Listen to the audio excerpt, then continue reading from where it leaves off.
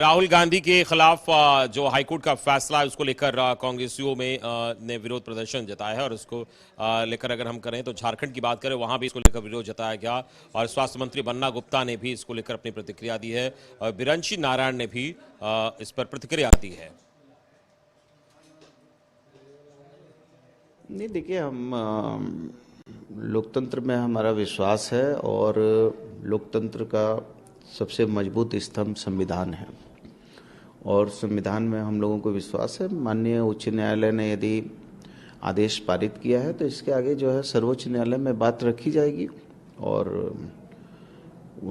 क्या आदेश हुआ है माननीय उच्च न्यायालय का, उस आदेश को रिव्यू किया जाएगा और उसके उपरांत जो है सर्वोच्च न्यायालय में हम हमारी पार्टी की तरफ से बात रखेंगे और हमको पूरा न्याय पर और देश के संविधान पर माननीय गुजरात उच्च न्यायालय के निर्णय का मैं स्वागत करता हूं और राहुल गांधी जी ऐसे भी जो मर्जी कहते रहते हैं, बोलते रहते हैं। देश में रहते हैं तो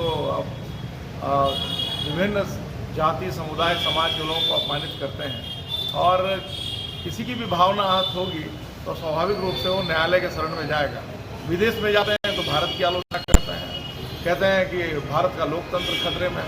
तो मैं इस निर्णय का स्वागत करता हूँ और बहुत आग्रह करता हूँ राहुल गांधी से कि इस प्रकार का बचकाना बयान, बचकाना हरकत देने से बचें, नहीं तो इस देश की जनता सब चीज देख रही है।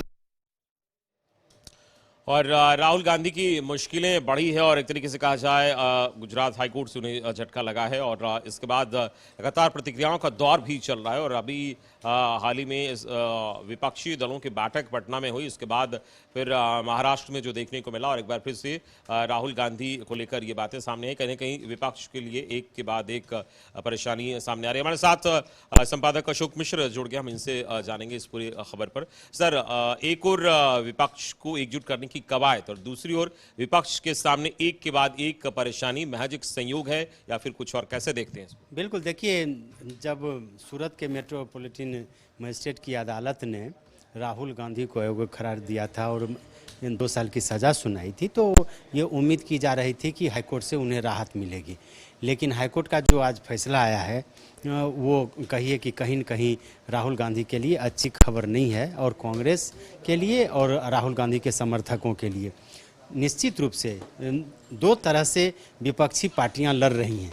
एक है कि न्यायपालिका के द्वारा जो राहुल गांधी हों, तेजस्वी प्रसाद यादव हों, लालू यादव हों या जो अन्य नेता हैं, अरविंद केजरीवाल हों, उनको एक तो न्यायालय का चक्कर लगाना पड़ रहा है।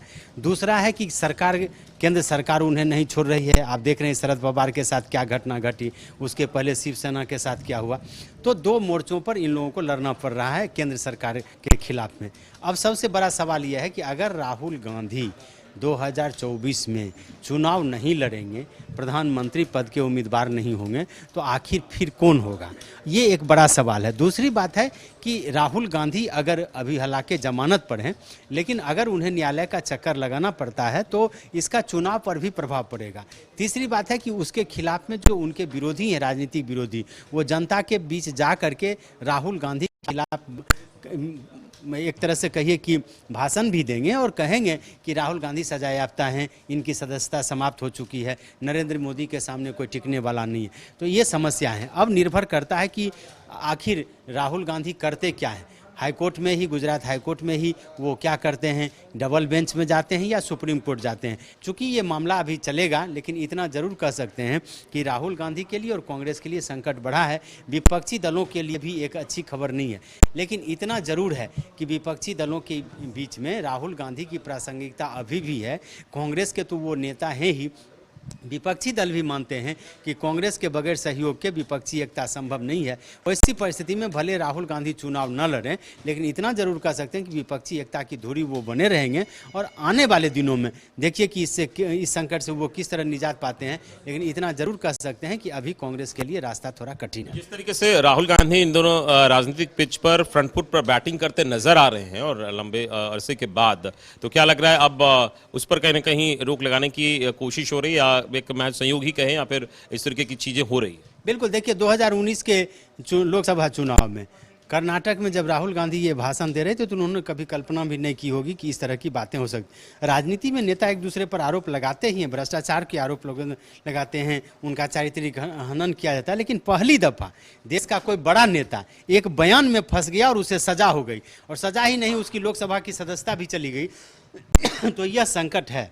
अब इस संकट का निराकरण कैसे होता है, क्या जो ऊंची अदालतें हैं राहुल गांधी को राहत देती हैं या नहीं दे पाती हैं, फिलहाल कह सकते हैं कि राहुल गांधी के लिए राजनीतिक जीवन पर संकट तो ये है। चलिए, इस पूरी बातचीत के लिए बहुत बहुत शुक्रिया। तो हमारे संपादक अशोक मिश्र बता रहे थे राहुल गांधी के लिए किस तरीके से एक समस्या खड़ी हो गई है, कोर्ट का चक्कर उन्हें लगाना पड़ेगा। हाई कोर्ट ने फिलहाल उन्हें राहत नहीं दी है, और अगर आगे वो सुप्रीम कोर्ट जाते हैं तो फिर उनके लिए अब देखना होगा किस तरीके से कोर्ट का चक्कर उन्हें लगाना पड़ेगा, और उनकी परेशानी बढ़ी है।